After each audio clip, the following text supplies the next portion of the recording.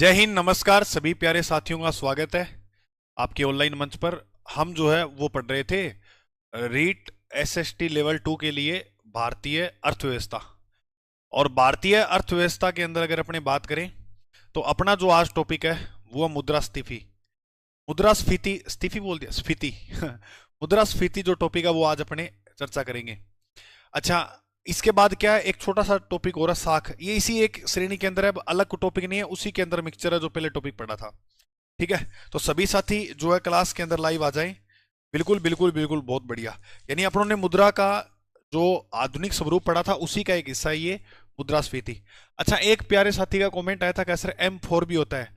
बिल्कुल, काफी जगहों पर हम ये भी पढ़ते हैं कि अपनों ने जो M1 M2 M3 पढ़ा तो M4 भी जो होता ही है, लेकिन हमारे सिलेबस में आप M3 तक जो है वो आपको याद रखने अच्छे से। क्लियर? ओके, चलिए अब अपने क्लास को शुरू कर देते हैं। मैं एक बार थोड़ा सा ये सही कर लेता हूँ, फिर देखो। ओके, चलो। अब अपना जो टॉपिक है वो है आज मुद्रास्फीति। इसका मतलब होता है इन्फ्लेशन। इन्फ्लेशन का मतलब आप ये मानो कि महंगाई होना। महंगाई हो जाती है तो मुद्रास्फीति। बस एक शब्द आप याद रखना पूरे टॉपिक में, महंगाई। महंगाई बढ़ती है, महंगाई का ज्यादा होना ही क्या कहलाती है? मुद्रास्फीति। सर ये कैसे होगी? बाजार के अंदर क्या होता है, जब वस्तुओं की मांग बढ़ जाती है, वस्तुओं की मांग बढ़ जाती है तो क्या है, महंगाई होना शुरू हो जाती है। जरा ध्यान से सुना। एक गांव है मान लो, बिल्कुल सर एक गांव है। एक गांव के अंदर जो है 50 बोरी गेहूं का उत्पादन होता है। कितने बोरी गेहूं का उत्पादन होता है? 50 बोरी। सुनना ध्यान से। इस 50 बोरी गेहूं को खरीदने वाले गांव में कितने लोग हैं? 500 खरीदने वाले हैं। 500 लोग जो वो क्या है, खरीदने वाले। अब सोच के देखो, ये जो 50 लोगों ने 50 बोरी इकट्ठी की है, इनके दाम बढ़ेंगे या नहीं बढ़ेंगे? बिल्कुल सर बढ़ेंगे। अरे 500 लोग हैं खरीदने वाले, जेबों में पैसे भर भर के बोली लगाएंगे। वो कहेगा मैं 100 दूंगा, वो कहेगा मैं 200 दूंगा, आप मुझे दो।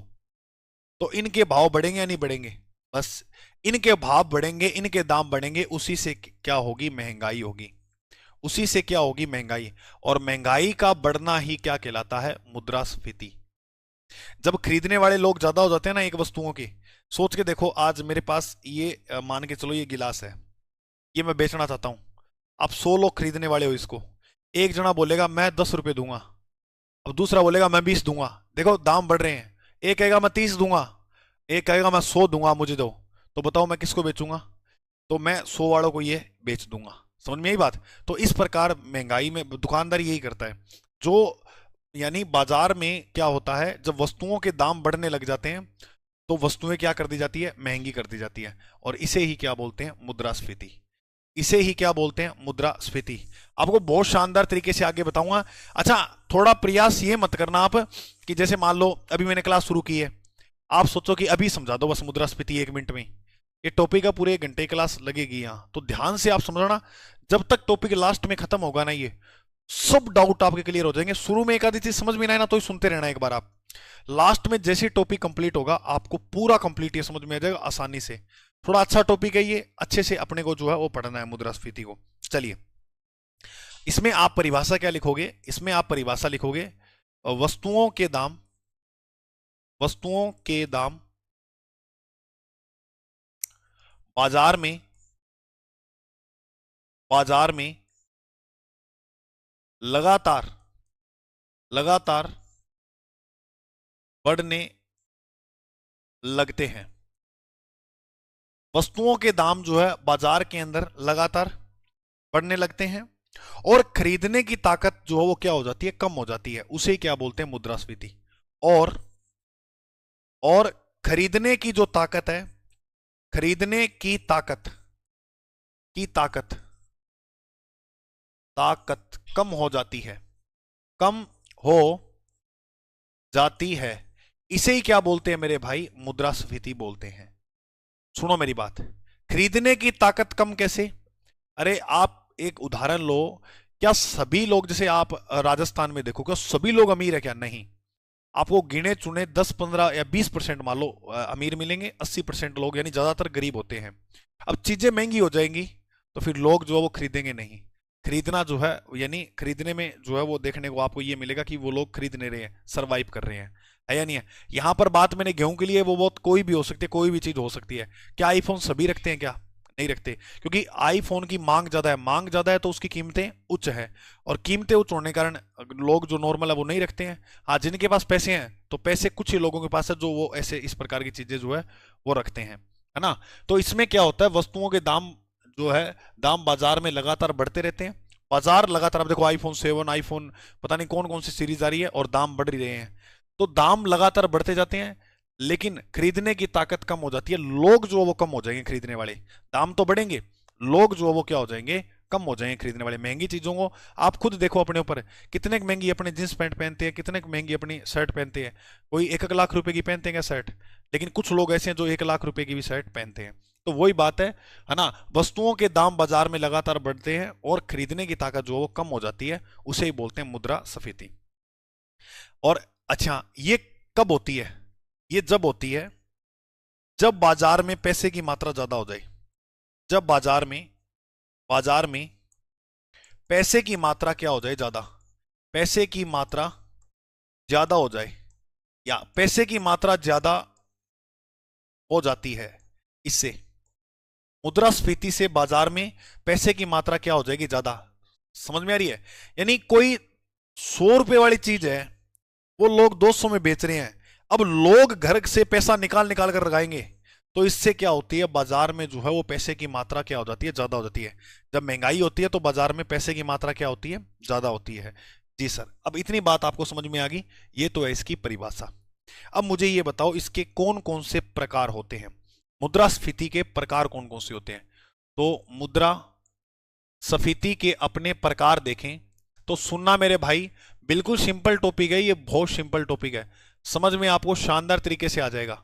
कौन कौन से मुद्रास्फीति के जो प्रकार होते हैं, है ना। अच्छा, एक प्यारा साथी का व्हाट्सएप पे मैसेज आया सुबह, वो कह रहा था सर इसके नोट्स दे दो। देखो नोट्स जो है ना, मैंने इसके बढ़ाए नहीं, ठीक है, ये मैं आपको पढ़ा रहा हूं। ये ना तो मैंने कभी पहले पढ़ाई है किसी कोचिंग इंस्टीट्यूट में, ना कहीं ऑनलाइन। आप कभी देखना, मैंने इकोनॉमिक्स कभी कहीं नहीं पढ़ाई। पहली बार ये रीट वाले साथियों के लिए सोचा कि चलो आती है तो इनको पढ़ा देते हैं, कोई फायदा मिल जाएगा। तो इसके नोट्स नहीं है। अब फिर कह रहे सर आपकी किताब बता दो, किताब बताओ। इसकी किताब भी नहीं, क्योंकि मैं इस मतलब इकोनॉमिक्स सब्जेक्ट का जो है वो अध्यापक नहीं हूँ। ठीक है, अध्यापक नहीं होगा मतलब ये है कि जो अपना फेस वैल्यू है वो जियोग्राफी सब्जेक्ट को लेके है। ठीक है, ये तो बस ठीक है, एसएसटी आती है तो ठीक है, करवा देते हैं, जो है नॉलेज थोड़ा बहुत वो आपको बता देते हैं, बस उसी लेकर आइए। तो इसके नोट्स प्लीज आप खुद बनाएं, मेरे से उम्मीद ना करें। ठीक है, ये आपसे रिक्वेस्ट है।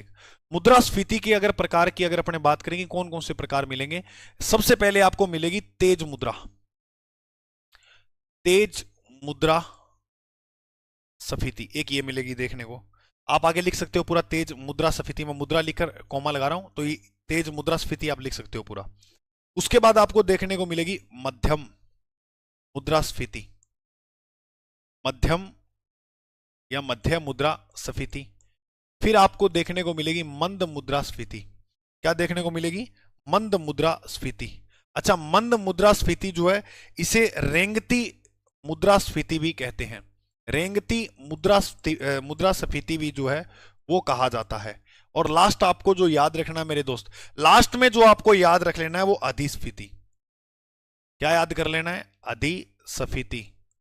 मुद्रास्फीति का ये भी एक जो है वो आपको क्या देखने को मिलता है, प्रकार। इसे हाइपर मुद्रास्फीति के नाम से भी जाना जाता है, हाइपर मुद्रास्फीति के नाम से भी जाना जाता है। ये भाई साहब आपको इतने प्रकार याद रखने हैं।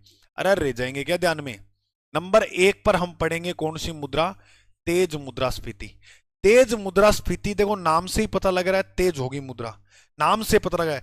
जब कीमतें बहुत तेजी से बढ़ने लग जाती हैं, जब कीमतें बहुत तेजी से बढ़ने लग जाती है, कीमतें बहुत बहुत तेजी से बढ़ने लगती है, तेजी से बढ़ने लगती है, तेजी से बढ़ने लगती है, उसे अपन क्या बोलेंगे, जब कीमतें बहुत तेजी से बढ़ने लग जाएगी तो हम बोलेंगे तेज मुद्रास्फीति हो रही है। कैसे सर, कोई 50 रुपए की वस्तु है, उसका दाम सीधा 70 रुपए हो जाता है, तो यानी ये देखो कितना तेज गति से जो है वो महंगाई बढ़ी है। मुद्रास्फीति का मतलब क्या होता है, महंगाई। है ना। इसमें हमने पढ़ा तेज महंगाई। तेज महंगाई कैसी होगी, यानी 50 से सीधा 70 की वस्तु हो जाना, ये बहुत तेज महंगाई है, ये बहुत तेज महंगाई है। मध्यम में आप ये मानो, मध्यम के अंदर ये मानो, है ना, कीमत तो बढ़ेगी, कीमत तो बढ़ेगी जब कीमत थोड़ी तेज गति से बढ़े, थोड़ी तेज, फुल तेज, बहुत तेज गति से नहीं, थोड़ी तेज गति से। इसमें परिभाषा याद रखना, जब, ये पूरी खुद लिख लेना, जब कीमतें थोड़ी तेज गति से, ये पूरी लिख लेना, मैं तो यहां शॉर्ट में लिख रहा हूं, थोड़ी तेज गति से बढ़े, थोड़ी तेज गति से बढ़े, उसे अपन बोलेंगे मध्यम मुद्रास्फीति। क्या गुरुजी कैसे, जैसे मान के चलो 50 रुपए की वस्तु थी, 50 से वो कितनी हुई, 57 रुपये हुई, 57 रुपये से वह वस्तु जो है वो 64 रुपये हुई, यानी ये थोड़ा तेज गति से बढ़ रही है, ये थोड़ा तेज गति से बढ़ रही है। किसी में 7 रुपए बढ़ रहे हैं, किसी में 8 बढ़ रहे हैं, 7, 6, ये आंकड़ा रह रहा है ना, बिल्कुल। तो ये थोड़ा तेज गति से बढ़ेगी। मंद रेंगती मुद्रास्फीति कौन सी होती है, मंद या रेंगती मुद्रास्फीति कौन सी होती है, इसमें जो मुद्रा बढ़ती है उसकी गति बहुत कम होती है ना। हाँ, जब कीमत धीरे धीरे बढ़े उसे क्या बोलते हैं, मंद या रेंगती हुई मुद्रास्फीति।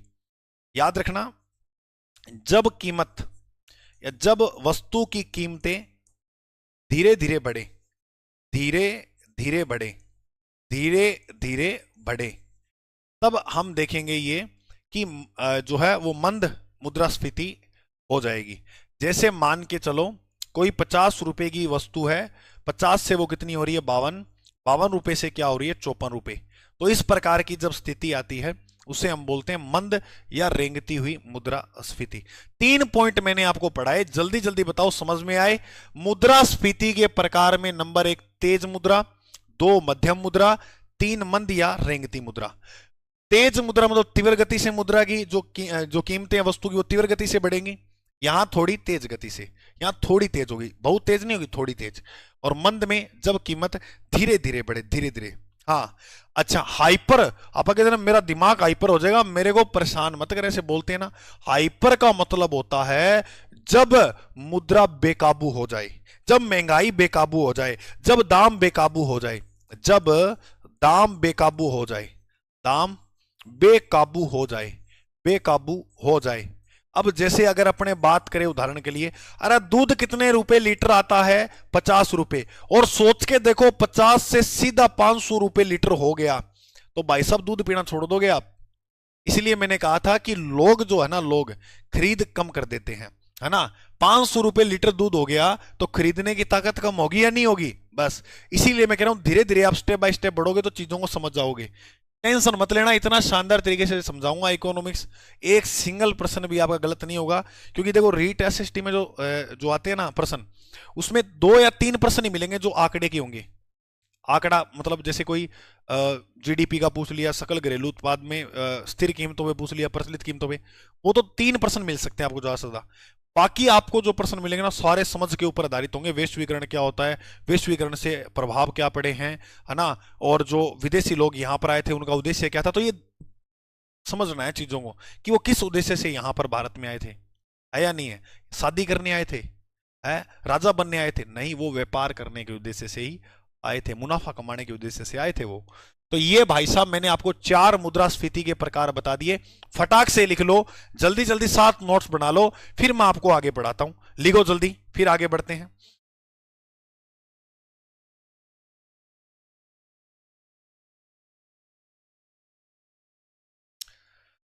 बोलो सभी मेरे प्यारे साथियों ने उतार लिया, नोट डाउन कर लिया।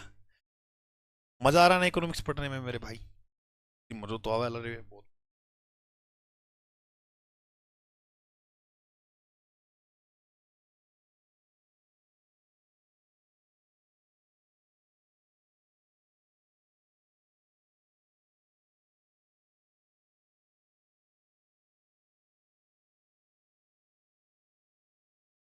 अब अपने पढ़ेंगे मुद्रास्फीति के कारण क्या है।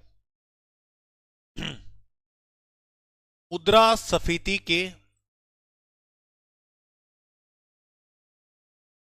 कारण, मुद्रास्फीति के कारण मतलब किस कारण होती है मुद्रास्फीति, महंगाई क्यों होती है, क्या कारण है।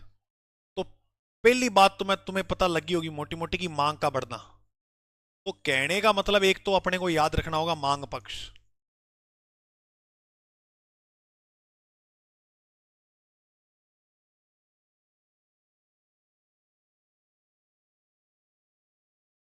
दूसरा अपने पढ़ेंगे आपूर्ति करवाने वाला पक्ष। दूसरे में क्या पढ़ेंगे? आपूर्ति पक्ष जनित।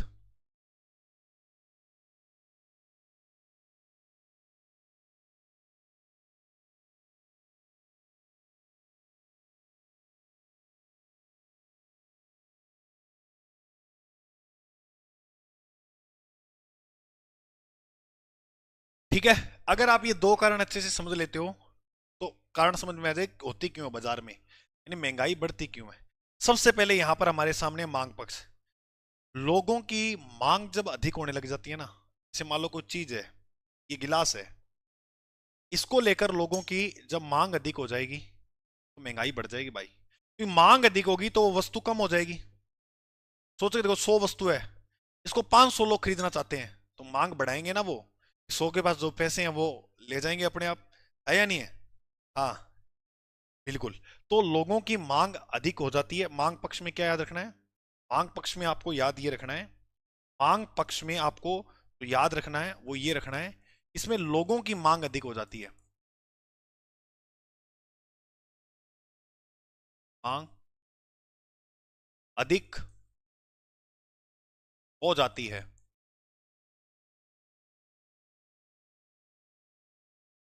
याद रखना, लोगों की जो मांग है वो अधिक हो जाएगी। अब मांग अधिक हो जाएगी, माल तो सीमित है ना मेरे भाई, माल तो क्या है? सीमित है अभी बाजार में। तो वो क्या करेंगे फिर? दाम बढ़ा देंगे उसके। वो क्या करेंगे? दाम बढ़ा देंगे। सामान की आपूर्ति उतनी नहीं बढ़ती है तो लोग दाम बढ़ा देते हैं, यानी सामान उतना नहीं, उत्पाद वो इतना जो है वो बना नहीं पाते, तो फिर इसमें क्या करते हैं? वो मांग बढ़ाएंगे, यही करेंगे और क्या करेंगे। अब 100 गिलास हैं, अब वो 200 बढ़ा ही नहीं सकते, उसके पास माल नहीं है, तो वो क्या करेगा? इन 100 से ही पैसे कमाने का सोचेगा। वो 100 के क्या है? दाम बढ़ा देगा। तो याद रखना, सामान की आपूर्ति उतनी बढ़ती नहीं है, पहली बात। लोगों की मांग अधिक हो जाती है, और सामान की आपूर्ति, याद रखना, सामान की आपूर्ति उतनी नहीं बढ़ती है, उतनी नहीं बढ़ती है। आपूर्ति उतनी नहीं बढ़ती है तो दाम बढ़ जाते हैं, तो दाम बढ़ जाते हैं। रह जाएगा क्या ध्यान में? अच्छा, ये मैं यहाँ कोमा ये लगा रहा हूँ स्टॉप का निशान, तो आप सोच रहे हो कि आगे क्यों लिख रहे हो, ये बस ऐसे ही लिख दो, बाकी आप कोमा लगा सकते हो यहाँ, ठीक है। तो इन छोटी छोटी बातों को सीरियस मत लेना मेरे भाई। लोगों की मांग अधिक हो जाती है और सामान की आपूर्ति उतनी हो नहीं पाती, तो फिर क्या करेंगे? दाम बढ़ जाते हैं। तो मांग पक्ष में याद रखना, मांग अधिक होगी तो दाम बढ़ जाएंगे। मांग अधिक होगी तो दाम क्या है? बढ़ जाएंगे। सर इसके क्या कारण होते हैं, रीजन क्या होते हैं, मांग बढ़ती क्यों है, इसके कारण क्या होते हैं, ये और बता दो हमें अच्छे से। तो इसके कारण में आप ये देखोगे कि जब जनसंख्या बढ़ने लग जाती है ना लोगों की, जनसंख्या वृद्धि, पहला कारण आप ये लिख सकते हो। मांग में वृद्धि तभी होगी जब जनसंख्या वृद्धि, जनसंख्या वृद्धि मतलब जनसंख्या ज्यादा हो जाएगी। अब ये टी शर्ट है, तो कोई व्यक्ति है दूसरा, वो नंगा थोड़ी फिरेगा, उसको भी टी शर्ट चाहिए, बिल्कुल सर चाहिए। तो जनसंख्या बढ़ेगी तो उनको भी कपड़े चाहिए। अब ये टी शर्ट मान लो है सीमित ही, ये सीमित है, सो ही है, और अब फिर क्या करेंगे? वो इनके पैसे बढ़ा देंगे, आ जाओ खरीद लो जिसको खरीदनी है। तो ऐसे में क्या होता है, जब खरीदने वाले लोग ज्यादा हो जाते हैं, जब मांग ज्यादा होने लगती है ना, तो चीजों के दाम बढ़ा दिए जाते हैं। और ऐसा एक हो सकता है जनसंख्या वृद्धि के कारण, जनसंख्या वृद्धि के कारण। बहुत बढ़िया, हाँ, बहुत बढ़िया। अच्छा, दूसरी बात आपको याद रख लेनी है, लोगों की आय में जब वृद्धि होती है तो लोग खर्च करेंगे पैसा। लोगों की आय में जब वृद्धि होती है ना, लोगों की आय में वृद्धि जब होती है, लोगों की आय में जब वृद्धि होती है तो लोग, अब सोचो आज आपकी तनख्वाह जो 1 लाख रुपए है, तो उसको जेब में थोड़ी रखोगे, ऑटोमेटिक आपका मन करेगा कि मैं पैसे लगाऊं, आपका ऑटोमेटिक मन करेगा कि मैं बाजार में पैसे लगाऊं। तो बाजार में पैसे आप लगाओगे, चीजों को खरीदोगे, है ना, तो आपकी मांग बढ़ेगी, तो मांग बढ़ेगी तो सोचो भाई साहब महंगाई भी बढ़ेगी। दूसरा कारण ये याद कर लेना। तीसरा, सरकार क्या करती है, सरकारी व्यय जो है उसमें वृद्धि कर दे, सरकारी व्यय में क्या कर दे, वृद्धि, तो भी मांग पर फर्क पड़ता है। कैसे, मान के चलना इस बात को आप कि सरकारी खर्च है, सार्वजनिक खर्च है, सरकार खूब लगा रही है, जैसे कोई योजना है वो लेके आ रही है, सब्सिडी में आपको पैसे खूब दे रही है ना, दे रही है, तो वो आपके पास पैसे बचने लग जाएंगे। सरकार ने कोई योजना लाई इलाज कराने के लिए, चिरंजीवी, अब सोचो आपको इलाज करवाना था और यहाँ 10 लाख रुपए का आपको इलाज करवाना था, अब वो 10 लाख का इलाज तो मुफ्त में हो गया तो वो 10 लाख तो पैसे बचे रह गए ना आपके पास। अब उसको फिर आप क्या करोगे, आप कहोगे चलो अब 10 लाख बच ही गए, इलाज तो फ्री में हुआ है तो लगा ही देते हैं बाजार में, तो आपकी जो मांग है ऐसे बढ़ने लग जाती है। में तो सरकारी व्यय में जब वृद्धि होती है ना, तो भी मांग जो है वो बढ़ने लग जाती है। एक बात ये बताओ, समझ में आई क्या सभी प्यारे साथियों के? अच्छा, अब जैसे मैं आपको बताऊं और मांग कैसे बढ़ेगी, कोई त्योहार आ गया तो भी दाम बढ़ सकते हैं। जैसे दीपावली का त्योहार आ रहा है, अभी दीपावली का त्योहार आ रहा है, तो दीपावली में क्या होगा, इस त्योहार पे आप ये देख पाओगे कि लोग सोना वगैरह ज्यादा खरीदना पसंद करेंगे, बर्तन ज्यादा खरीदेंगे, तो ये, तो अब लोगों की जो मांग है वो क्या बढ़ेगी, और मांग बढ़ेगी तो चीजें भी क्या होगी, महंगी होगी, चीजें भी जो है वो क्या हो जाएंगी, महंगी हो जाएंगी। ये बात मेरी आप याद रख लेना, है ना। तो सोने वगैरह का रेट देखना, त्योहारों पे सोने के रेट ज्यादा हो जाते हैं, ये देखना चीजें, है ना। अब ये नहीं है कि इस गिलास का रेट ज्यादा हो जाएगा, ऐसे ऐसे नहीं है, मतलब जो महंगी वस्तु होती है, जो कीमती, जिसको सभी के लिए जरूरी होती है वो, है ना। अगर आपके पास गिलास नहीं है पानी पीने के, तो हाथ से ही पानी पी सकते हो, वो कोई बड़ी इशू नहीं है। मांग पक्ष समझ में आ गई सभी को, लोगों की मांग अधिक हो जाती है और सामान की आपूर्ति उतनी नहीं बढ़ती है, तो दाम बढ़ जाते हैं, दाम बढ़ जाते हैं। इसका कारण क्या, जनसंख्या वृद्धि होना, लोगों की आय में वृद्धि होना, सरकारी व्यय में वृद्धि होना, तो मांग बढ़ेगी। अब अपने पढ़ेंगे आपूर्ति पक्ष जनित मुद्रास्फीति जो है, इससे क्या होता है, जब सामान बनाने का खर्च बढ़ जाता है, जैसे मान लो कोई सामान बना रहे, वो पहले तो कम बढ़ रहा था, अब कच्चा माल महंगा हो गया, कच्चा माल क्या हो गया, महंगा हो गया, अब उस सामान को बनाने में लागत जो है बढ़ी है, अब लागत बढ़ी है तो मालिक जो होता है वो खर्चा तो निकालेगा, खर्चा निकालने के लिए चीज जो है क्या कर देगा, महंगी कर देगा। इसको बनाने के लिए पहले लगते थे 2 रुपए, आज इस गिलास को बनाने के लिए रुपए लगते हैं 10, 10 तो मेरे लगे हैं, तो मैं इसमें कमाऊंगा भी, तो मैं इसको बेचूंगा 12 रुपए में, तो मैंने कितने रुपए कमाए, 2 रुपए। अच्छा, फिर जो बीच में होते हैं, से जो भी जो रखे होते हैं सेल्समैन वगैरह, वो भी अपना मार्जिन रखेंगे, तो ऐसे करते करते बाजार में जब ये पहुंचेगा तो 20 रुपए का हो जाएगा। महंगाई बढ़ी है नहीं भी, कहीं ये 10 रुपए का मिलता था और आज कहाँ कितने का मिल रहा है, 20 का। जब इसकी लागत 2 थी तो 10 में बेचने में क्या अर्ज है, अब ये बड़ी 10 में रहा है तो 20 में तो बिकेगा। इससे भी क्या होती है, महंगाई बढ़ती है, मुद्रास्फीति जो है वो होती है ना। जब सामान बनाने का खर्च बढ़ जाता है, जब सामान नहीं है सामान होता है, जब सामान बनाने का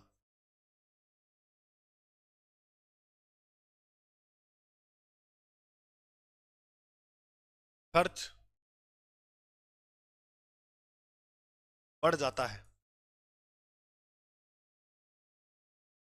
याद रखना, जब सामान बनाने का जो खर्च है वो बढ़ जाएगा, उस खर्च को पूरा करने के लिए व्यापारी जो है वो क्या दाम बढ़ा देते हैं।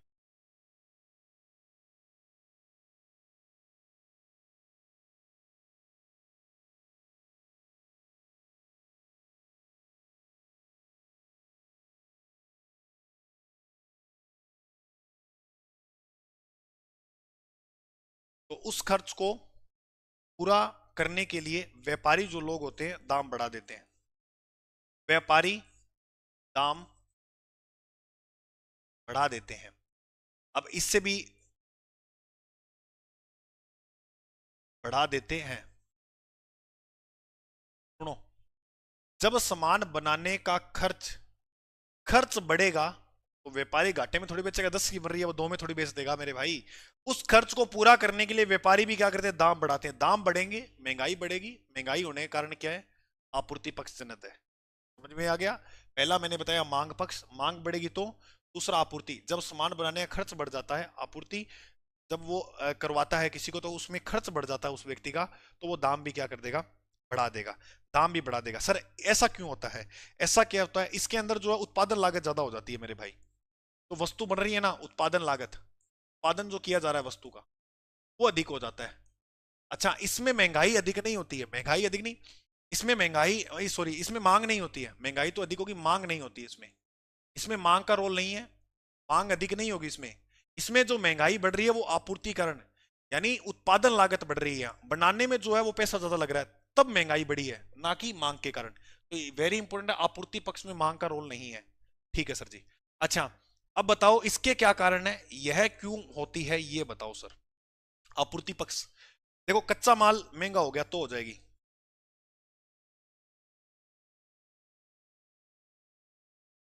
कच्चा माल अगर महंगा हो जाता है, यानी पहले 2 रुपए का कपास मिल रहा था, आज वो 5 रुपए का मिल रहा है, तो वो कच्चा माल महंगा हुआ है, मालिक ने तो पैसे लगाए खरीदे हैं, बिल्कुल, तो फिर दाम तो बढ़ाएगा ही वो, बिल्कुल।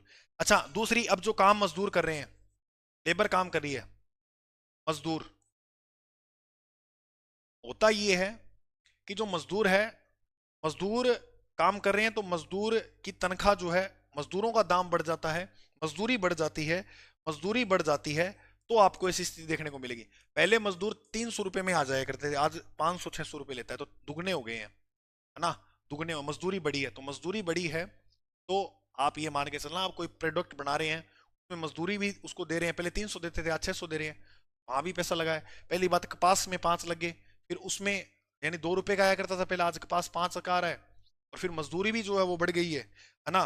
और सबसे बड़ी बात, ये बिजली परिवहन भी महंगा हो गया है समय के साथ साथ, बिजली और परिवहन भी, आप देखते हो ना कि बाजार में महंगाई बढ़ रही है, क्यों बढ़ती है, बिजली भी महंगी हो रही है, आप देखो कहाँ 5 रुपए यूनिट दिया करते थे, अब 10 हो गई है, आगे और बढ़ेगी, है ना। परिवहन भी महंगी हो गई है, टिकटें महंगी हो गई है, अपने यात्रा करते हैं, देखो आप, हो या नहीं हुआ है। इसका क्या कारण है, पेट्रोल महंगा हो गया, तो घूम फिर के बात तो आएगी वहीं वही, है ना। अच्छा, और इसके अंदर एक कारण और देख सकते हैं, उत्पादन में कमी हो जाना। अच्छा, उत्पादन में कई बार क्या कमी आ जाती है ना, जैसे सूखा पड़ गया, अकाल पड़ गया, तो लोग, जैसे मान लो अब गेहूं की, कपास मानो आप, और कपास के सीजन में सूखा पड़ गया, अकाल पड़ गया, और कुछ ही लोगों के पास कपास है, अब कुछ लोगों के पास कपास है, तो वो कितना कीमत बढ़ा देंगे, आपको पता है एक बार गुआर की कीमत कितनी हो गई थी, आसमान को छू गई थी। तो फिर लोग जो क्या है, ऐसे कीमतों को बढ़ा देते हैं। अब भाई व्यापारी को तो खरीदनी पड़ेगी, क्योंकि वस्तुएं बनानी है, अब व्यापारी उसको महंगे में खरीदेगा, तो महंगे में आगे बेचेगा भी, तो ऐसे में कीमत जो है, आपको ऐसे लगेगा कि यहाँ पर जो कीमत है वो बढ़ गई है। ये बात करना, कुछ लोग कहाँ आ गए हैं क्लास में भाई। हाँ, तो आपूर्ति पक्ष जनित में बात करें, जब सामान बनाने का खर्च बढ़ जाता है, उस खर्च को पूरा करने के लिए व्यापारी दाम बढ़ा देते हैं। हाँ, तो इतनी बात आपको याद रह जाएगी। ओके, चलिए, तो मुद्रास्फीति के कारण जो है वो आपको ये बातें याद रख लेनी है। ठीक है, ओके भाई साहब, इतनी बात आपको समझ में आ गई, तो अपने मुद्रास्फीति के अब पढ़ेंगे प्रभाव। ये कारण देखो,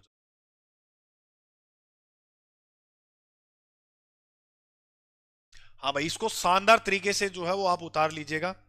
अब अपने मुद्रास्फीति के कारण के बाद ये पढ़ेंगे, इससे प्रभाव क्या देखने को मिलते हैं बाजार में। कारण तो आपको समझ में आ ही गए होंगे। अब बात जो अपने को याद रखनी है वो ये देखनी है कि इसमें बाजार के अंदर जो क्या क्या प्रभाव आपको देखने को मिलेंगे। फटाक से इसको समझो, बिल्कुल सिंपल टॉपिक है यार, इतना माहौल अपने बना देते हैं कई बार। अच्छा, कई बार क्या होता है, हम चीजों को पढ़ते हैं ना, अब कई बार अपने दिमाग में ऐसे बिठा लेते हैं, यार इकोनॉमिक्स तो समझ आएगी नहीं, अरे रियल में वास्तव में बहुत आसान है। अब कई गणित का बना रखे हैं मोल, कि गणित तो आएगी नहीं समझ में। दिल से बात बताओ ना, गणित बहुत सरल सब्जेक्ट है अगर आप प्रैक्टिस करो। अच्छा, फिर इंग्लिश को लेकर भी कईयों में डर रहता है, ये बता दूं मैं, हिंदी से भी आसान है इंग्लिश ग्रामर, हिंदी से भी आसान है, रियल बात है, जिसने पढ़ी है उसको पता है। या नहीं तो एक अपने मन नहीं, जैसे स्कूल में मुझे याद है, इंग्लिश से इतना डरे हैं, 12वीं तक रियल बता रहा हूँ, इंग्लिश को देखा भी नहीं, पढ़ा भी नहीं। ठीक है, वो पता नहीं, मतलब साथ रहा है और पास हो गए हम। ठीक है, क्योंकि बैग वगैरह न ली, तो ये सबसे बढ़िया था, पैसेज वगैरह आया करते थे, कैसे ना कैसे करके एडजस्ट करके पास हो गए। हाँ सर जी, उसमें तो पास हो गए।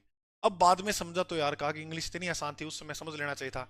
इसलिए मैं आपको कह रहा हूँ, डरा करो मत, कोई भी सब्जेक्ट हो, आप एक बार पढ़ो तो सही, अभी अपने देखते नहीं है उसको, पढ़ते ही नहीं है।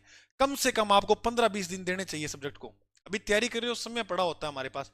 अच्छा, कई ऐसे होते हैं तैयारी भी लगती है 3 महीने पहले, भाई साहब 3 महीने पहले तैयारियां नहीं होती है। कम से कम कोई भर्ती की तैयारी करो तो 8 महीने 1 साल चाहिए होता है तैयारी को। अगर आप लिखित रिटर्न की तैयारी कर रहे हो तो कम से कम 1.5-2 साल चाहिए होते हैं सिलेबस कवर करने में। आप भर्ती आने के बाद 3 महीने में लगती है तैयारी करने, और 3 महीने फिर आप कितना बेहतर कर जाओगे, नहीं होता है मेरे भाई, सिलेक्शन ऐसे नहीं होते हैं। सिलेक्शन के लिए बहुत समय देना पड़ता है, और वो भी अच्छा। चलो कोई बात नहीं है, अब जितना भी आपके पास समय है, अच्छा उसको बढ़िया से पढ़ो, और कसम खा लो कि कम से कम 6-7 घंटे की पढ़ाई करूंगा तो करूंगा प्रतिदिन, ऐसा पढ़ना है आपको। फिर जाकर ये चीजें जो आपको शानदार और आसान लगने लग जाएगी। फिर आप कहते हो ना मोटिवेशन, कुछ नहीं है मोटिवेशन की आपको। जब चीजें आप इस प्रकार से चीजें याद होने लग जाएंगी, पढ़ने लग जाओगे ना आप, तो काय का मोटिवेशन, आप पढ़ ही रहे हो बढ़िया। अब आपका मन भटकू है कि यार चलो शाम हो गई बाजार चलाता हूँ। ये बाजार बजूर जाना ये थोड़ा सा डेली अच्छा नहीं होता, समय कितना खराब होता है आप देखो खुद। रात को ये विचार सा करो कि आज मैंने कितना समय खराब किया है, उस थड़ी पर बैठ कर 1 घंटे गप्पे मार के बिता दिए, और 1 घंटे मुद्रास्फीति टॉपिक तैयार हो जाता, रिवीजन कर लेते बार बार, कितना फायदा मिलता। तो ये चीजें जिस दिन आने लग जाएगी ना, सिलेक्शन के बहुत ज्यादा करीब आ जाओगे आप। चलो ये देखो, फिर अपने पढ़ते हैं मुद्रास्फीति के प्रभाव। सर पढ़ा दो, लगाओ हेडिंग।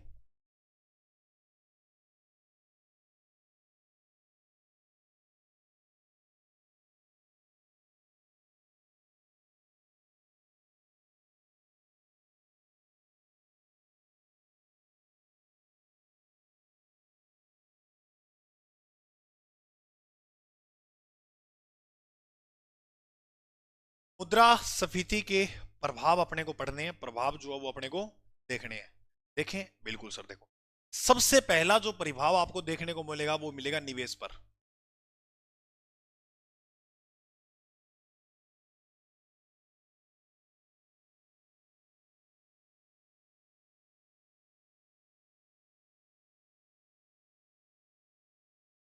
आपको कहां पर प्रभाव देखने को मिलेगा? आपको निवेश पर प्रभाव देखने को मिलेगा। मैं आपको कहूं, आपको आय पर भी प्रभाव देखने को मिलेगा मुद्रास्फीति से, आय पर। मैं आपको ये बात बता दूं कि यहां के साथ साथ आपको मांग पर भी जो है प्रभाव देखने, ये तो पता लगी गई, मांग पर जो है वो प्रभाव देखने को मिलेगा। मांग पर भी जो प्रभाव देखने को मिलेगा। इसके अलावा बात करूं तो खर्च पर भी प्रभाव देखने को मिलेगा, खर्च पर प्रभाव देखने को मिलेगा। निर्यात पर आपको जो है प्रभाव देखने को मिलेगा, निर्यात करोगे ना उसके ऊपर भी आपको जो है वो प्रभाव देखने को मिलेगा, निर्यात पर प्रभाव देखने को मिलेगा। और उधार लोगे किसी से, है ना, उधार या लोन लोगे किसी से, बैंकों से लोगे, उस पर भी आपको जो है प्रभाव देखने को मिलेगा। ऋणदाता होते हैं ना, देनदाता, देते हैं और लेने वाली, है ना, वो होते हैं, तो होता है ऋणदाता, है ना, और एक होता है देनदार। ऋण देने वाला देनदार होता है, ऋणदाता जो है वो ऋण देने वाला होता है।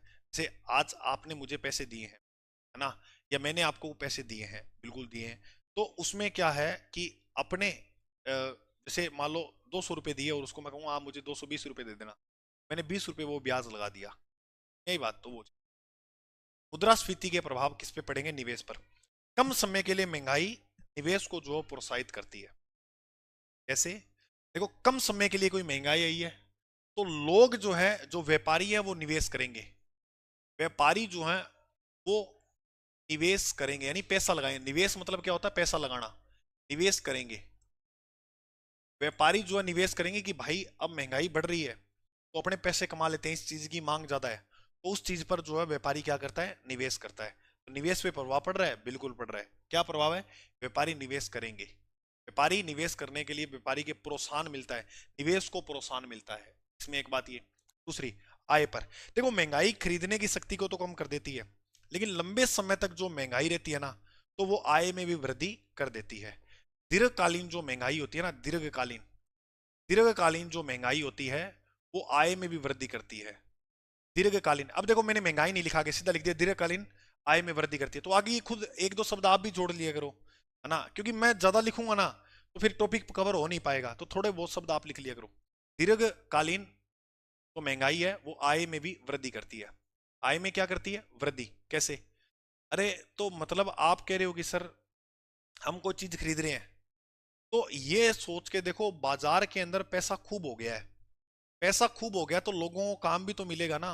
अच्छा, लोग काम करेंगे तो उनकी भी आय तो वृद्धि होगी ना, होगी, आय उनकी भी ज्यादा देखने को मिलेगी।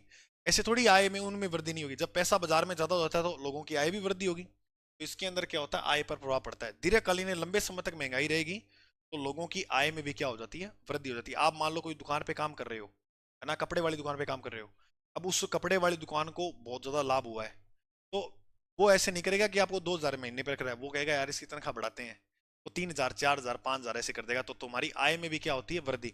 जब दूसरा कमाता है तो देने में कोई हर्ज नहीं होता है। अच्छा, मांग पर क्या प्रभाव होता है? मैंने आपको बताया था मांग बहुत अधिक हो जाती है ना, बिल्कुल बिल्कुल। तो आपको पता है जब मुद्रास्फीति होती है तो इसका प्रभाव क्या पड़ता है? मांग बहुत अधिक हो जाती है, मांग बहुत बढ़ जाती है। मांग बढ़ना ही तो क्या है? मुद्रास्फीति है। एक तो ये प्रभाव पड़ेगा खर्च पर। अच्छा ये याद रखना, लोगों के खर्च जो है, खर्च जो है उस पर प्रभाव पड़ेगा। लोग खर्च में कटौती करना शुरू कर देंगे, है ना, और कम उपभोग करेंगे यानी कम खरीदेंगे। लोग यानी व्यक्ति खर्च में कटौती करना शुरू कर देंगे।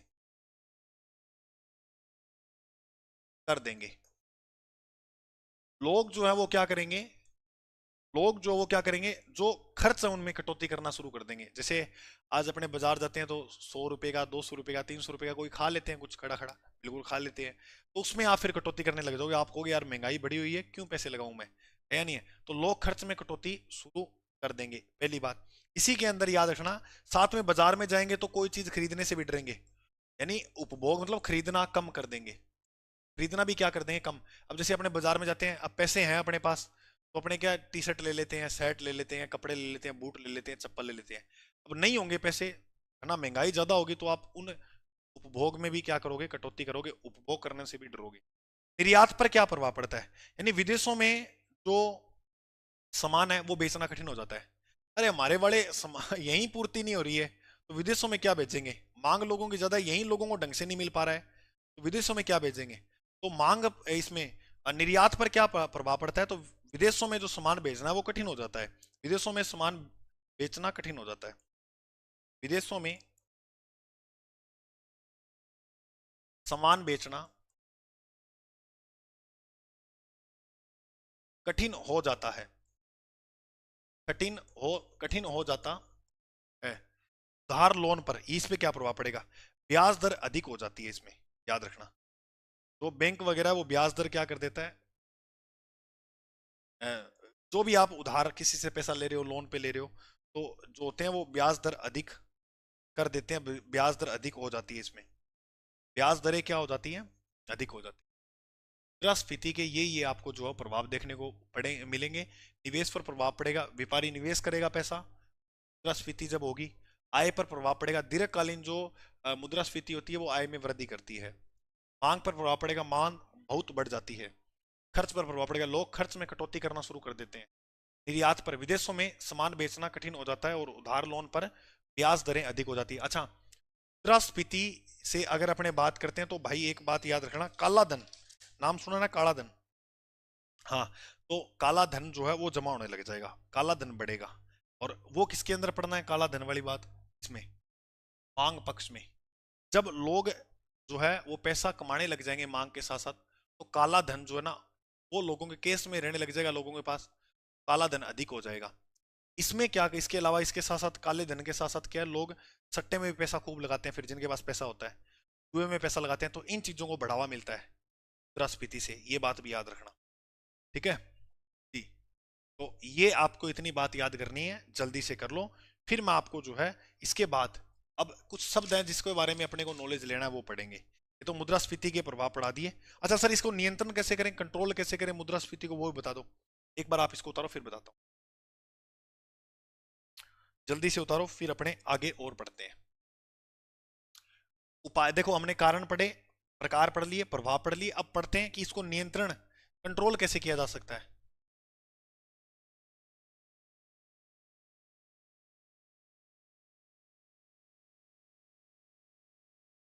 तो याद रखना, मुद्रास्फीति को नियंत्रण करने के उपाय।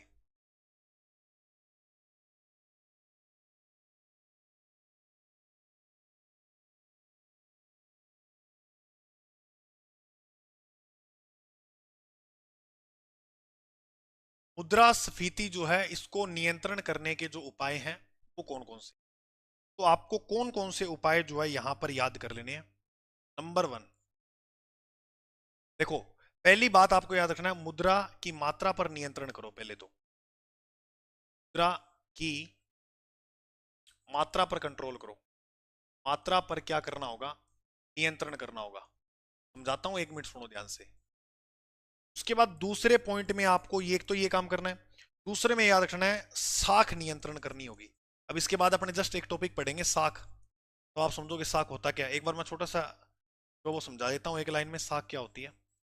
साख पे नियंत्रण करना होगा, मुद्रा की मात्रा पर नियंत्रण जो वो करना होगा, और 3 नंबर जो पॉइंट है वो आपको याद रखना है, राजकोषीय उपाय भी ढूंढने होंगे। राजकोषीय उपाय जो है वो भी ढूंढने होंगे। अगर इस प्रकार से आप काम करोगे तो हम काफी हद तक जो है वो मुद्रास्फीति को रोक सकते हैं, उसको कंट्रोल कर सकते हैं। मुद्रा की मात्रा पर नियंत्रण, देखो मैं आपसे प्रश्न पूछूं कि मौद्रिक नीति कौन बनाता है, मुद्रा को लेकर जो नीतियां हैं वो कौन बनाता है, तो आप कहोगे मौद्रिक नीति जो है सर वो आरबीआई बनाता है, reserve bank of India, RBI बनाता है। अच्छा, आरबीआई के वर्तमान में जो गवर्नर है वो चेंज हो गए हैं। यार मुझे थोड़ा सा याद नहीं आ रहा, मैंने देखा अभी कुछ दिन पहले, 6-7 दिन पहले चेंज हुए हैं, तो वो थोड़ा चेंज कर लेना, क्योंकि आरबीआई मैंने पढ़ा दिया, उसमें अध्यक्ष संजय मल्होत्रा कराए हैं, अब चेंज हो गए हैं, तो चेंज कर लेना आप नए वाले कौन से हैं अभी। ठीक है। हाँ, मौद्रिक नीति की बात करें तो आरबीआई बनाता है, मौद्रिक नीति जो वो कौन बनाता है, आरबीआई, ये बात याद रखना। ठीक है, आरबीआई मौद्रिक नीति बनाता है, तो आरबीआई को क्या करना होगा, बाजार में पैसे की उपलब्धता है वो कम करो। कैसे, अब आरबीआई पैसे छापता है, पैसे छापना एक बार स्टॉप कर दो, जो पैसा, क्योंकि फिर तो पैसे इधर छाप ही रही है आरबीआई, तो काला धन ज्यादा जमा हो जाएगा बाजार में, इकट्ठा हो जाएगा पैसा खूब जमा, तो ऐसा नहीं करना है। तो आरबीआई को क्या करना चाहिए, बाजार में पैसे की उपलब्धता कम करनी चाहिए, बाजार में पैसा कम देना चाहिए। बाजार में कि पैसा खूब हो जाएगा तो फिर लोग तो जेबों में गड्डियां भर भर के निकलेंगे आटा खरीदने के लिए, आया नहीं है। बाजार में पैसे की जो उपलब्धता है, उपलब्धता को कम किया जाए, कम किया जाए, ये बात याद कर लेना। ये काम कौन करेगा, आरबीआई करेगा। इससे हम मुद्रास्फीति पे कंट्रोल पा सकते हैं, नियंत्रण कर सकते हैं जी। अच्छा, दूसरा साख। साख जिसे अपने किसी से कर्ज लेते हैं, इसे बोलते हैं कि साख सुविधा कैसी है दोनों में। अच्छा, तो क्या है, जो कर्ज होता है या कोई लोन वगैरह होता है उस पर जो है नियंत्रण करो। नियंत्रण कैसे होगा, कर्ज लेना महंगा करें या कर्ज की मात्रा सीमित करें। कर्ज लेना जो है वो क्या करें, महंगा। ठीक है, अगर कोई व्यक्ति कर्ज ले रहा है तो उसको आप महंगा करो, या कर्ज की मात्रा सीमित करो कि भाई हम 20,000 से रुपए ज्यादा नहीं देंगे। कर्ज की मात्रा क्या करो, सीमित करो। या तो कर्ज लेना महंगा करो, जो आप कर्ज किसी को दे रहे हो और वो आपसे ले रहा है, लेने वाले को ये लगना चाहिए यार कर्ज बहुत महंगा, नहीं लूंगा, तो इसलिए मैंने लिखा कर्ज लेना महंगा करो। दूसरा, कर्ज मात्रा जो, अच्छा इसमें देना लिखो तो भी अब लिख देना, कर्ज देना महंगा करो। ठीक है, कर्ज मात्रा जो वो क्या होनी चाहिए, सीमित होनी चाहिए, 20,000 ही देंगे या 10,000 ही देंगे ये। इससे क्या होगा सर, पैसे के प्रवाह जो है कम हो जाएगा। इससे इससे क्या होगा, पैसे का जो प्रवाह है वो कम होगा, और पैसे का प्रवाह कम होने का मतलब है मुद्रास्फीति पे आप कंट्रोल कर लोगे। यानी आज पैसा है मेरे हाथ 20,000 है, वो ऐसे ऐसे जाएगा तो बाजार में, है ना, मैं दूंगा उधार, ये ले, तो लोगों के पास पैसा आएगा, लोग क्या करेंगे, उसको सामान को खरीदेंगे। अगर मुद्रास्फीति कुछ समय के लिए है और मैंने पैसा बांट दिया तो मुझे घाटा हो जाएगा, ये इस बात का ध्यान रखना, क्योंकि मैंने महंगाई के टाइम पैसा बांटा था, अब आगे आने जब सस्ती हो जाएंगी चीजें तो उस पैसे की वो कीमत नहीं रहेगी जो महंगाई के टाइम थी, है या नहीं है। तो जो कर्ज देने वाला होता है ना उसको नुकसान होता है इसमें, और कर्ज जो लेना ले रहा होता है ना मुद्रास्फीति में उसको फायदा होता है। यानी आपने किसी व्यक्ति से कर्ज लिया है मुद्रास्फीति में तो आपको फायदा है ना, और जो दिया है ना उसको नुकसान होता है। राजकोषीय उपाय क्या करें सर, इसमें क्या करोगे, सरकार द्वारा अपनी जो खर्च होती है ना, राजस्व नीतियों नीतियों के माध्यम से करेगी, अंधाधुंध खर्च नहीं करेगी, है ना, तो कहेंगे राजकोषीय खर्च जो उस पर कंट्रोल करेगी। ये सब्सिडी वगैरह है ये सीमित से ही देगी, क्योंकि लोगों के पास पैसा ज्यादा होगा तो लोग बहुत लगाएंगे भाई। राजकोषीय राजकोषीय नीतियों के माध्यम से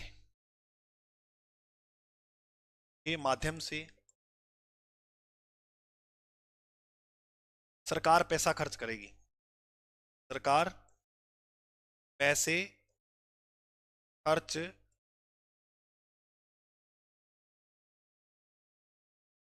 आ रहा है समझ में। 3 पॉइंट बता दिए, ऐसे अगर आप प्रयास करोगे तो मुद्रास्फीति पर जो है वो आप क्या पालोगे मेरे दोस्त, कंट्रोल पालोगे, पालोगे। ठीक है, अब आपको मैं कुछ शब्द बताता हूं जिनको आपको जो है नॉलेज रखना है। ठीक है, एक आपको सब सुनने को मिलेगा, फिलिप्स बकर। ये क्या होता है, ये समझना है आपको। एक ये शब्द मिलेगा, एक मिलेगा मुद्रा अपस्फीति। मुद्रा अपस्फीति। पहले इन दो शब्दों को समझते हैं। ऐसे शब्द आएंगे आपके सामने, ये क्या होती है, इनके बारे में याद रखना। फिलिप्स क्या होता है, महंगाई। यह एक ग्राफ है, ये क्या है, एक ग्राफ है।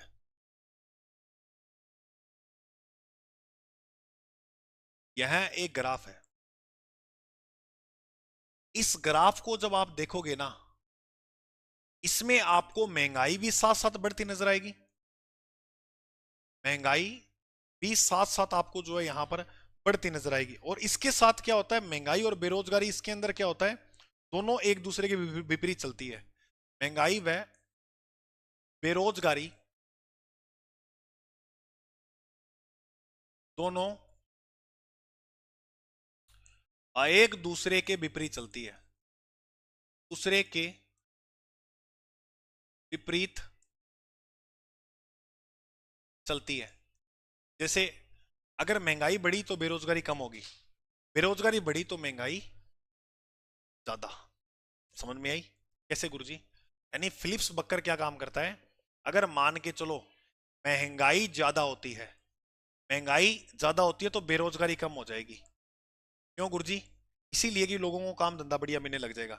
अब बाजार में पैसा ही नहीं है तो लोगों को काम कैसे मिलेगा, वो लोग कैसे देंगे, है ना? बाजार में काम धंधा नहीं है, काम धंधा नहीं है तो लोगों की आवश्यकता नहीं होगी। मान के चलो एक कपड़े वाली दुकान है, अब उसमें मंदी आई हुई है, लोग आ ही नहीं रहे कपड़े देखने, तो वो क्या करेगा, घर पे भेजेगा उनको, जाओ भाई यहाँ काम ही नहीं है, हम अकेले ही दिखा देंगे, दो तीन ग्राहक आते हैं।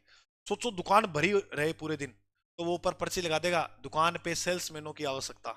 तो फिर लोगों को काम मिलेगा या नहीं मिलेगा? तो फिलिप्स बकर में क्या होता है कि महंगाई जब ज्यादा हो जाती है ना, तो बेरोजगारी कम हो जाती है, क्योंकि लोगों को काम मिलने लग जाता है। फिलिप्स बकर समझे क्या होता है? यानी महंगाई व बेरोजगारी दोनों एक दूसरे के विपरीत चलती हैं। जब महंगाई ज्यादा होगी तो बेरोजगारी कम, बेरोजगारी क्या देखने को मिलेगी, कम। समझ में आई?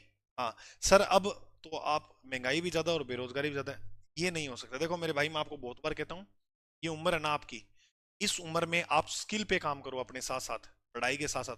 यानी पढ़ रहे हो तो उस चीज को बहुत गहराई समझो कि यार ऐसा हो क्यों रहा है। ऐसे नहीं है पढ़ लिया और ठीक है परीक्षा में आया तो ठीक है, ये जीवन में काम आने वाली चीजें आपके, आपके दिमाग को खोलेंगी, आपको दिमाग को बढ़ाएंगी ये चीजें। अगर इसको आप अभी देखो, समझोगे जरूर आप ये बात, या 5 साल बाद समझो या 10 साल बाद समझो, लेकिन बात ये है मेरे भाई, जितना जल्दी समझोगे इनका, इन बातों को जितना जल्दी सीखोगे, आपको उतना ही फायदा होने वाला है। तो फिलिप्स बकर क्या होता है, यह एक ग्राफ है। महंगाई व बेरोजगारी दोनों एक दूसरे के क्या चलती है, विपरीत चलती है। जब महंगाई ज्यादा होगी तो बेरोजगारी क्या है, कम हो जाएगी। क्लियर? अब पढ़ेंगे मुद्रा अपस्फीति क्या होती है। मुद्रा अपस्फीति, जब बाजार में वस्तुएं और सेवाओं के दाम लगातार गिरने लग जाते हैं, घटने लग जाते हैं, ये ये जो है ये मुद्रास्फीति के जस्ट उल्टा है। मुद्रा स्फीति के जस्ट उल्टा है अपस्फीति। अपस्फीति में जो है वो महंगाई कम हो जाएगी। मुद्रास्फीति में तो महंगाई ज्यादा हो रही थी, अपस्फीति में कम हो जाएगी। तो क्या लिखना है, जब बाजार में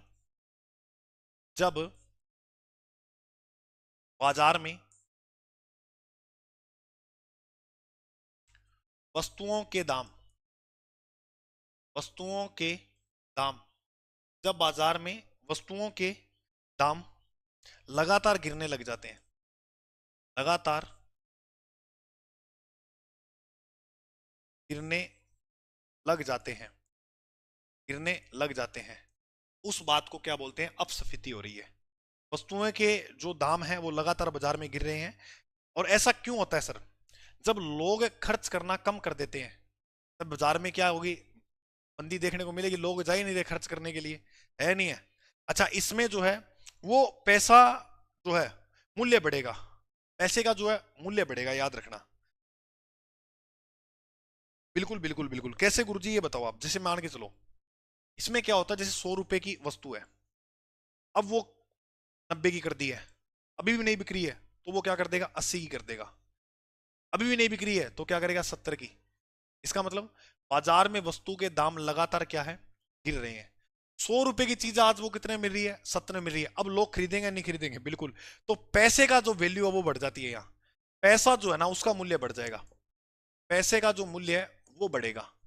अब महंगाई में तो लोग पैसे को कुछ समझ ही नहीं रहे थे, ऐसे दे रहे थे, ले भाई जेब में भर भर के आटा खरीदने जा रहे थे। अब देखो चीजें यहाँ पर रेट सस्ता हो रहा है तो पैसे का मूल्य बढ़ जाएगा। अब पैसे का मूल्य, जब एक टाइम था 1 रुपए के अंदर 1 किलो चीनी आया करती थी, तो पैसे का मूल्य बढ़ा था या नहीं बढ़ा था? बिल्कुल बढ़ा था, क्योंकि रेट सस्ते होंगे तो पैसे का मूल्य बढ़ जाएगा। ये बात याद रखना। समझ में आ गई सभी मेरे प्यारे साथियों को? बहुत बढ़िया बहुत बढ़िया। अच्छा, अच्छा ऐसा कब होता है? एक तो ये बात करना लोग खर्च करना कम कर दें। अच्छा, उसमें दूसरी बात क्या है? अब क्या है, लोग खर्च करना कम कर देंगे तो मान के चलो कोई उद्योग है उसके अंदर उत्पादन लगातार बढ़ा है, उद्योग वालों ने मान के चलो 20 लाख फोन बना दिए, 20 लाख फोन बना दिए। एक फोन की प्राइस है 20,000 रुपए, कोई खरीद ही नहीं रहा है, थोड़े बहुत ही फोन बिक रहे हैं, तो वो कहेगा यार पड़े ही हैं ऐसे, लागत 10,000 है, थोड़ा ही कमा लेंगे, कोई बात नहीं, बेचो इसको, इसको 12,000 रुपए में बेच दो। अब जैसे ही ये रेट 12,000 होगा 20 से, लोग जाएंगे खरीदने के लिए, जाएंगे। तो लोग, व्यापारी जो लोग होते हैं वो इस प्रकार का जो है वो सिस्टम भी करते हैं। समझ में आ गया? तो मुद्रा अपस्फीति का मतलब क्या होता है? इसमें बाजार के अंदर दाम जो लगातार गिरते हैं। और मुद्रा स्फीति का मतलब क्या होता है? दाम लगातार बढ़ते हैं, दाम जो है लगातार बढ़ते हैं। देखो इसमें दाम बाजार में लगातार बढ़ते हैं, मुद्रा स्फीति होती है। अपस्फीति, अप धमका दिया, अप ये बोला अप, चल यहां से, अप धमका दिया तो दाम गिर जाएंगे। ग्राहक के साथ धमकाकर काम नहीं लेना होता है, प्रेम से जो है उसको अपनी ओर बुलाना होता है। इसके बाद याद रखना मुद्रा संस्फीति। मुद्रा संस्फीति क्या होती है? ये कुछ शब्द आएंगे मेरे भाई जो आपके प्रश्न गलत नहीं होने देंगे। क्यों? क्योंकि आपने इसको बहुत शानदार तरीके से समझा है, ना कि रटा है ना? अच्छा, इसमें क्या होता है? वस्तु या कोई सेवा है उसके दाम लगातार बढ़ते जाते हैं, वस्तु या सेवा के दाम लगातार बढ़ते जाते हैं, लगातार बढ़ते हैं। उसे अपन क्या बोलते हैं कि भाई साहब अब अब जो है मुद्रा संस्फीति होगी। मुद्रा स्फीति जैसे नाम है, उसमें भी दाम बढ़ रहे हैं, इसमें भी बढ़ रहे हैं। जैसे मान लो कोई 100 रुपए की वस्तु है, 100 से वो 120 की हुई, 120 से वो 150 रुपए की हो गई। तो इसके अंदर क्या आपको देखने को मिल रहा है? मांग जो है वो इसमें एक तरह से क्या होगी, मांग ज्यादा होगी। बस वही बात है, मुद्रास्फीति की तरह ही है, ये शब्द थोड़ा सा अलग है यहाँ लिखा हुआ। मांग ज्यादा होगी, मांग ज्यादा होगी तो वस्तु, वस्तु कम होगी, वस्तु क्या होगी, कम होगी। अब वस्तु कम है तो फिर क्या करेंगे, वो रेट ज्यादा कर देंगे, 100 वाली का 150 कर देंगे, इसको लेनी होगी वो ले लेगा। ये बात भी समझ में आई? मुद्रा संस्फीति क्या होती है? यानी वस्तु या सेवा के दाम लगातार बढ़ने लग जाते हैं इसमें। ठीक है सर जी, समझ में आ गई। एक आएगी स्थगन, स्थगन जन्य मुद्रास्फीति। एक जो एक ये मिलेगी आपको, एक मिलेगी स्थगन जन्य। एक भी प्रश्न बाहर नहीं जाएगा मेरे दोस्त, विश्वास रखो आप, एक सिंगल प्रश्न भी बाहर नहीं जाएगा। बस आप अच्छे से समझो चीजों को। स्थगन जन्य मुद्रास्फीति,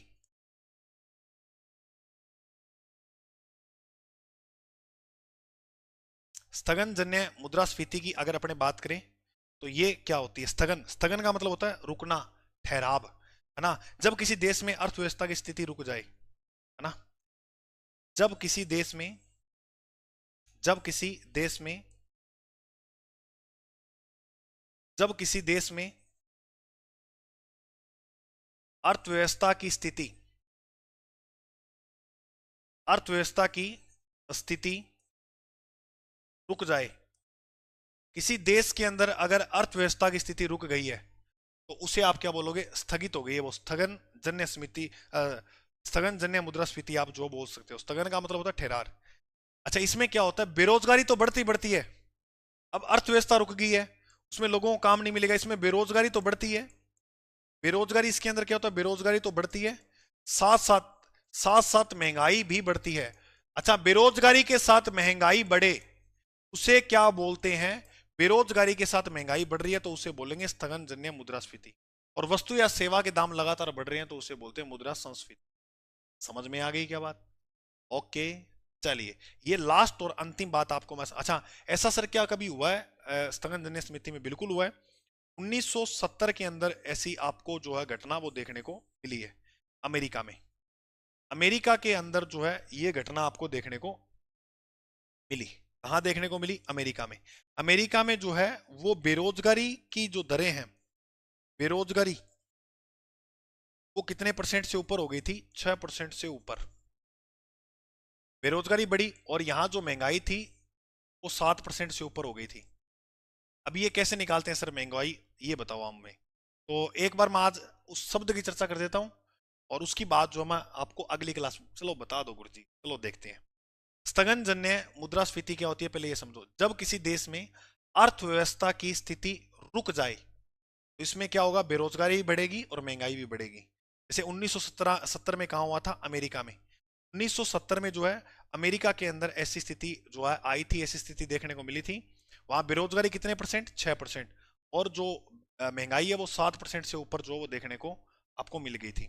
अब आपको एक शब्द देखने को मिलता है, जीडीपी डिफ्लेटर।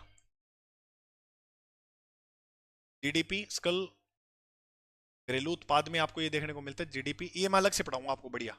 डिफ्लेटर ये क्या होता है?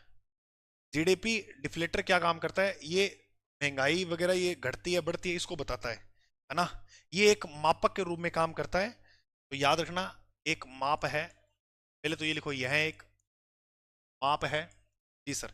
उसमें आप फिर लिखोगे जिससे देश में वस्तुओं और सेवाओं के दाम कितने बढ़े हैं घटे हैं ये पता लगता है। जिससे देश में, जिससे देश में वस्तुओं और सेवाओं के दाम, वस्तुओं व सेवाओं के दाम कितने बढ़े हैं व कितने घटे हैं। ये सब अपने को जो है यहां देखने को मिलता है जीडीपी डिफ्लेटर में। जीडीपी डिफ्लेटर में ये देखने को मिलता है। अच्छा, अब सर ये क्या बताता है? ये जो है वो ये बताता है कि जिससे जीडीपी डिफ्लेटर में एक ये माप के रूप में काम करता है। ये क्या बताता है? देश में वस्तुओं व सेवाओं के दाम कितने बढ़े हैं, कितने घटे हैं, कितनी महंगाई हुई है, कितनी घटी है, ये सब बातें जो है वो चर्चा करता है। अच्छा, ये कैसे निकाली जाती है? एक होती है नॉमिनल जीडीपी, एक होती है रियल जीडीपी। नॉमिनल जीडीपी और एक होती है रियल जीडीपी।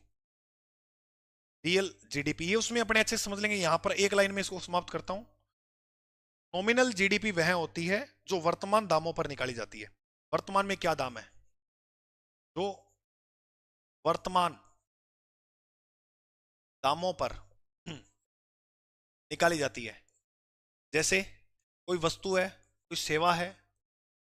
तो जैसे ये गिलास है, वर्तमान में इसकी कीमत क्या, कितने गिलाए हैं? तो वर्तमान में इसकी 10 रुपए कीमत है, तो 10 के ऊपर निकलेगी ये। ऐसे नहीं है आज से 10 साल 15 साल पहले क्या थी, उससे नहीं निकलती है। तो नॉमिनल जीडीपी क्या होती है? जो वर्तमान दामों पर निकाली जाती है, जो भी वर्तमान दाम होगी उस पर निकाली जाएगी, है ना। हाँ। अब अब रियल जीडीपी क्या है? जैसे आज में और पहले में क्या अंतर है, दोनों में कितना अंतर है, इसको लेकर अगर बात होगी तो वो रियल जीडीपी को लेकर होगी। हाँ, कितना परिवर्तन हुआ है पहले से और अब में, तो उसको भी साथ में लिखना होगा। जैसे मैं आपको एक छोटी सी बात बताता हूं, जैसे मैं आपको एक छोटी सी बात बताता हूं कि आपने मान के चलो 100 रुपए की अपनी नॉमिनल जीडीपी आई। जी सर। और मान के चलो कि रियल जीडीपी है, उसमें 20 रुपए का जो वो अंतर आया।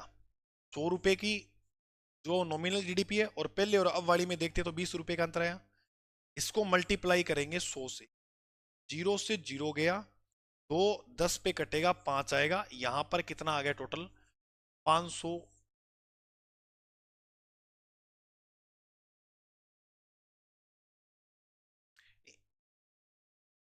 एक मिनट, तो ये 20 नहीं होगा यहाँ। ये थोड़ा इसको परसेंटेज में निकालते होते कि कितने परसेंट की महंगाई हुई। यहाँ पर अपने इसको कैसे करेंगे बेहतर करना है तो ये तो से हो गई मल्टीप्लाई। तो यहाँ अपने लिख लेते हैं 110 रुपए का मान लो अंतर आया है, 110 का अंतर आया है।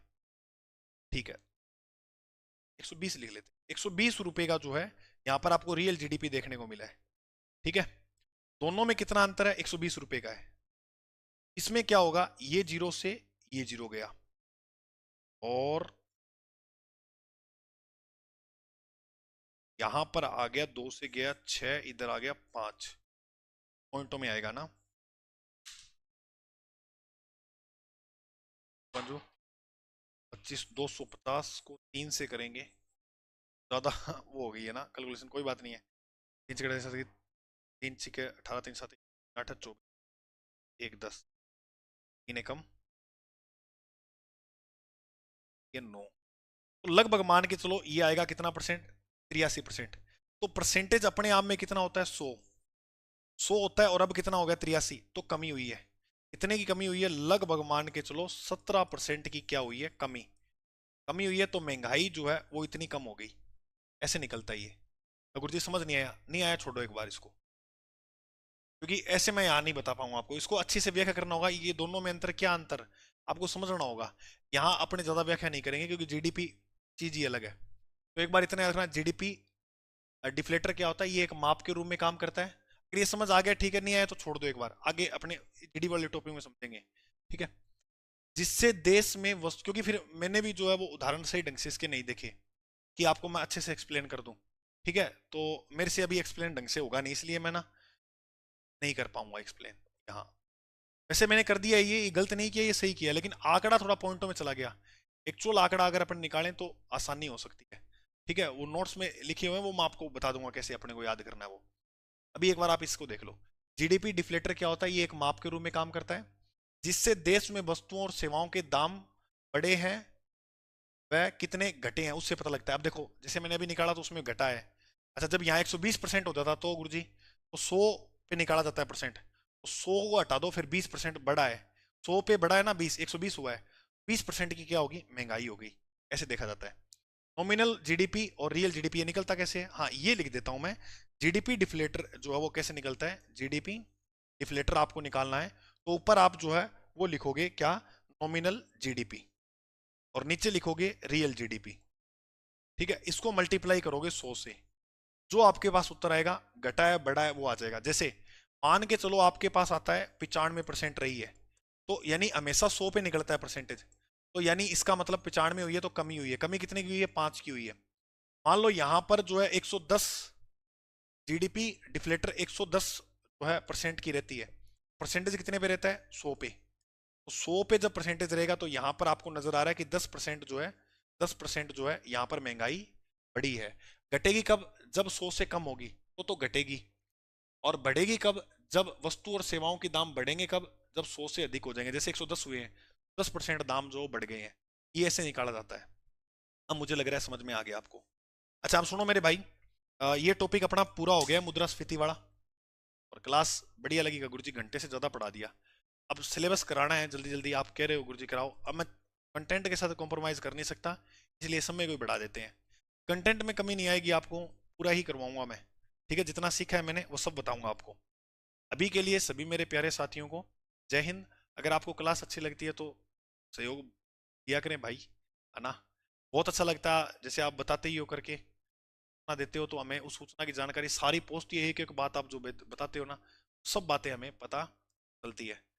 बहुत बहुत धन्यवाद। और राजस्थान जियोग्राफी की बुक भी थोड़ा सा ऑफिस वर्क में कोई ऐसी बात हो गई है जिस कारण वो छुट्टी है ऑफिस, मतलब जहाँ प्रिंटिंग होता है, प्रिंटिंग प्रेस में थोड़ा सा इसलिए डिले हो गई है। मेरे को, मैं आपको पहले भी कह रहा था, आपके से ज्यादा मुझे जल्दी है कि मैं आपको तक वो किताब पहुंचाऊं, है ना। तो पढ़ दोगे आप, नॉर्मल ज्यादा बड़ी किताब है नहीं, 70 75 पेज की किताब है, आराम से पढ़वा दूंगा मैं, साथ मिलकर पढ़ लेंगे। ठीक है, अभी के लिए सभी मेरे प्यारे साथियों को नमस्कार, जय हिंद, मिलते हैं अगली क्लास में जल्द ही।